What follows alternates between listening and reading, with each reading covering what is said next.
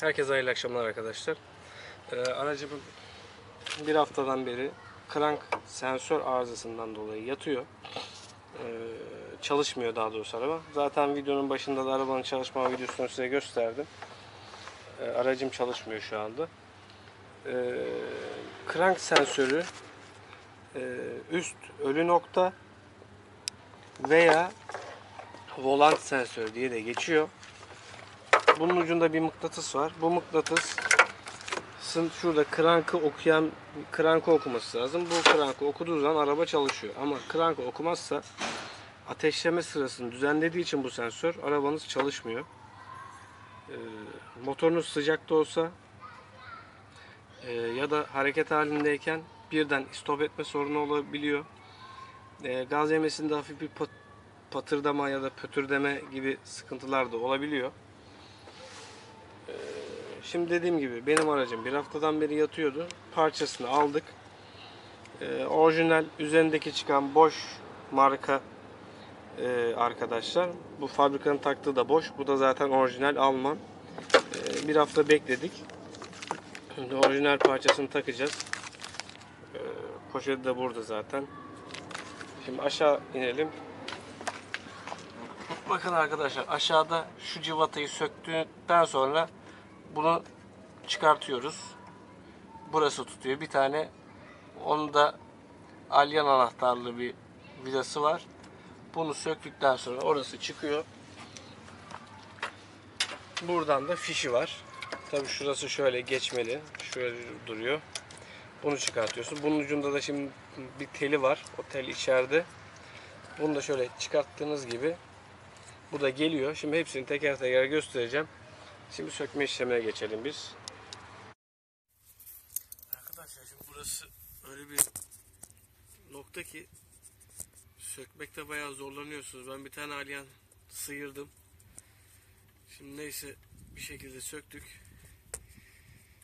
Bakalım çıkartıyoruz. Şu viraj demir çubuğu demir olmasa belki biraz daha kolay olacak ama bu engelliyor. Evet, çıktı şu anda. Bakın. Şöyle göstereyim. Evet arkadaşlar yerinden çıktı.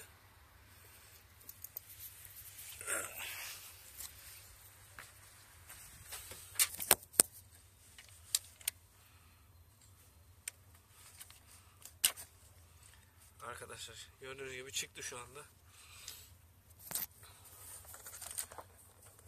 Burada da şu kapağı trigger kayış muhafaza kapağının da şu vidalarını söküp yerinden çıkarması kaldı. Zaten bir şurası tutuyor.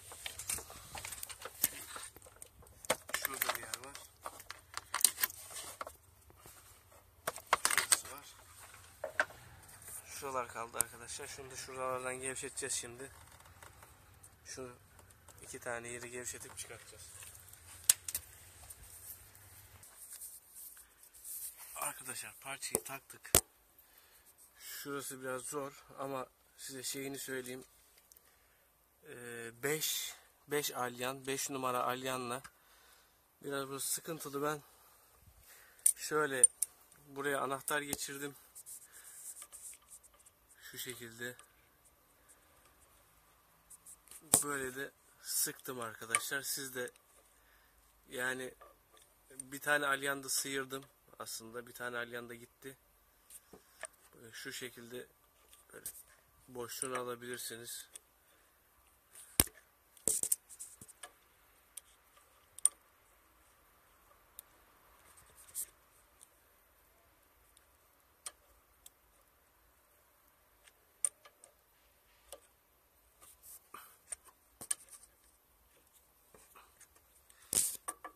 Birazdan maaşımızı yapacağız.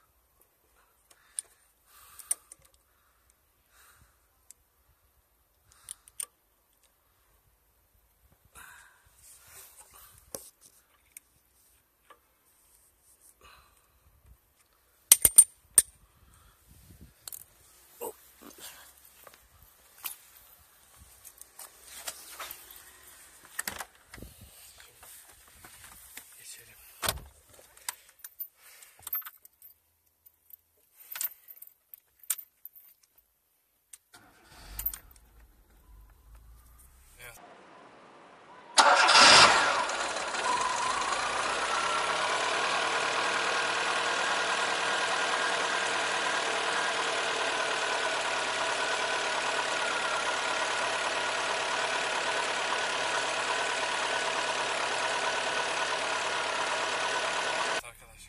çalıştı arabamız. Dediğim gibi volant sensörü, crank sensörü veya üst ölü nokta sensörü diye geçiyor. Şuradaki arıza ışığı var ya arkadaşlar, bu eğer tamamen istop ederse yolda giderken tamamen kırmızıyı yakıyor. Arıza ışığını yakıyor ve bir daha çalışmıyor araba. Yani çok zorlarsanız 8-10 defa ki marşlarda anca alıyor. Fakat dediğim gibi yani sanki bir böyle gaz yemesinde zorlanma gibi ya da mesela bir sabah araba çok rahat çalışıyor, bir sabah araba çok zor çalışıyor. Mesela sabah yine çalıştırıyorsunuz, birdenbire istop ediyor gibi problemler olabiliyor.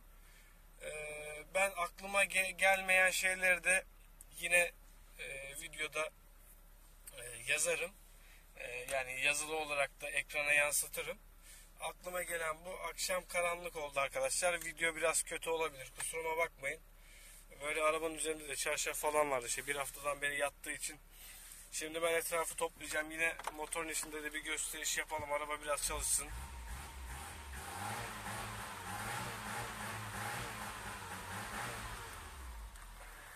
Bir çalışsın şöyle.